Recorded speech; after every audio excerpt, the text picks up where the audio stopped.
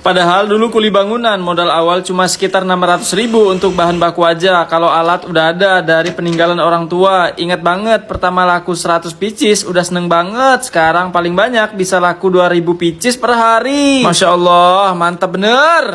Pertama kita proses pemarutan kelapa ya di sini. Yang diambil kelapa tua khusus memang untuk membuat santan, sama seperti marut kelapa pada umumnya di pasar-pasar gitu kok guys. Diparut sebanyak 50-an kelapa per hari, tergantung pesanan juga. Untuk per adonan itu 3 kelapa aja cukup. Kenapa memilih usaha ini? Sebenarnya terpaksa ya. Dulu kerja kuli bangunan tetapi mengalami kejadian pahit, kecelakaan motor, diinfokan dokter ternyata patah tulang. Akhirnya nggak bisa kerja berat lagi, memutuskanlah usaha di rumah aja. Nah setelah banyak diparut tadi, kemudian kita masuk pemerasan santannya ya, diumek-umek gitu biar bisa nyampur, nggak ada yang gumpal. Nah tuh disaring aja langsung. Ini khusus santan kentalnya ya, sisa ampasnya itu biasa dibuat pakan ternak, jadi bisa bermanfaat untuk hewan juga. Kemudian setelah diperas tadi, ini dibuat santan encernya lagi ya untuk pencampuran adonannya nanti. Jadi ada santan kental sama santan encer juga guys. Belajarnya juga sama ibu ya. Sebenarnya ibu sudah memulai tetapi hanya menunggu pesanan saja. Terus saya punya inisiatif mengembangkan gimana caranya ini bisa jadi penghasilan utama keluarga gitu. Jadi apa salahnya kalau dicoba. Berjalannya waktu kita membuat adonan ini sering gagal adonannya. Terus saja kita perbaiki sampai menemukan resep yang pas. Masuk proses adonan ya, ada gula sama garam, terus wijen sama vanili, terus itu santan kental tadi, lalu ini santan encernya. Ini ada tepung terigu sama mentega ya, jadi mau dicampur atau di mixer. BTW in the busway, kita lagi proses pembuatan semprong ya guys. Per adonan ini bikin 3 kilo tepung terigunya, di mixer sampai merata. Sembari itu kita campuri lagi di sini gula sama garam ke dalam ember santan kental. Nah tuh langsung aja dituang ya, di mixer lagi sampai halus dan merata. Kalau sudah merata baru masuk wijen sama vanili yang tadi. Masih inget banget dulu memasarkan pertama itu di pasar-pasar, warung-warung sekitar, grosir juga. Soalnya dulu pernah kerja jadi sales. Kalau bisa dibilang sedikit tahulah, pernah pengalaman. Terus kadang tetangga juga penasaran bikin apa ini. Kadang ada juga yang beli biasanya. Tetapi semua tidak semulus itu juga ya. Sempat juga ada penolakan ketika menawarkan biasanya karena ada merek lain yang sudah masuk di toko tersebut. Terus biasanya tidak menyediakan tempat soalnya udah penuh untuk semprongnya. Tapi saya pantang mundur pastinya. Terus saja ditawarkan di tempat lain sampai banyak yang menerima. Jadi semprong ini peminatnya banyak di kalangan orang tua. Selain itu juga anak muda banyak sekali. Akhir-akhir ini mungkin karena penasaran ya, jajanan jadul ternyata masih ditemui di saat ini. Nah ini tadi wijennya ya, langsung aja dimasukkan tuh. Kalau boleh sedikit cerita, dulu itu kalau tidak salah laku awal paling 100 pieces, naik-naik terus dari hari ke hari, tahun ke tahun. Saat ini paling banyak bisa laku 2000 pieces semprong per hari. Kalau dibilang ya nggak pernah menyangka bisa sampai saat ini. Kalau bukan doa dari orang tua, doa dari teman, doa dari karyawan, doa dari pembeli juga, mungkin tidak akan sampai saat ini. Bersyukur dan senang pastinya. Nah setelah adonan tercampur di mixer tadi, baru deh kita proses pencetakan ya di sini. Jadi alat cetakannya khusus juga, pakai besi baja gitu. Terus kompornya juga khusus memanjang begitu. Wah unik banget ya. Jadi bisa lebih cepat prosesnya. Setelah dituang 1 sendok adonan, baru digeser ujungnya, terus muter gitu aja. Kalau sudah mateng langsung diangkat aja pakai tangan manual karena sudah terbiasa. Jadi sudah kebal guys. Oh ya, di sini harus selalu standby ya. Soalnya kalau ke toilet pun harus ada yang gantiin. Soalnya bisa gosong katanya nanti. Sempat juga direndahkan, dipandang sebelah mata. Jualan kok jajanan jadul gini, apa bisa sukses gitu. Saya diam aja, nggak bilang apa-apa. Cuma ngebatin dalam hati. Lihat aja nanti saya buktikan dengan tindakan. Kalau apa yang dia katakan itu salah. Jadi saya anggap bahan bakar semangat aja biar bisa terus berkembang ke depannya. Wah keren banget. Nah hasilnya seperti ini ya, teksturnya kriuk-kriuk, kres-kres, manisnya juga pas, warnanya agak kecoklatan atau golden brown karena di sini menggunakan bahan yang aman dan original pastinya ya guys. Moral story-nya adalah gagal bukan akhir tapi awal dari pelajaran. Setiap jatuh adalah kesempatan untuk bangkit dengan strategi yang lebih baik. Hidup bukan tentang berjalan mulus setiap saat, tapi seberapa kuat kita bertahan dan bangkit saat tantangan datang. Sempat ngobrol sama owner, ini kan saya izin meliput lihat prosesnya dari awal sampai selesai. Terus kalau ada yang meniru bagaimana? Boleh enggak apa-apa karena rezeki itu kembali dari Allah. Boleh semua usaha bisa ditiru. Tapi kan udah takdir rezeki masing-masing. Jadi nggak khawatir sama sekali seperti pedagang di pasar jejer-jejer punya rezekinya masing-masing. Semakin kita ikhlas itu akan menambahkan rezeki kita. Masya Allah, baik banget ya guys. Nah ini tinggal di packing-packing aja, siap untuk dikirim sesuai permintaan pelanggan.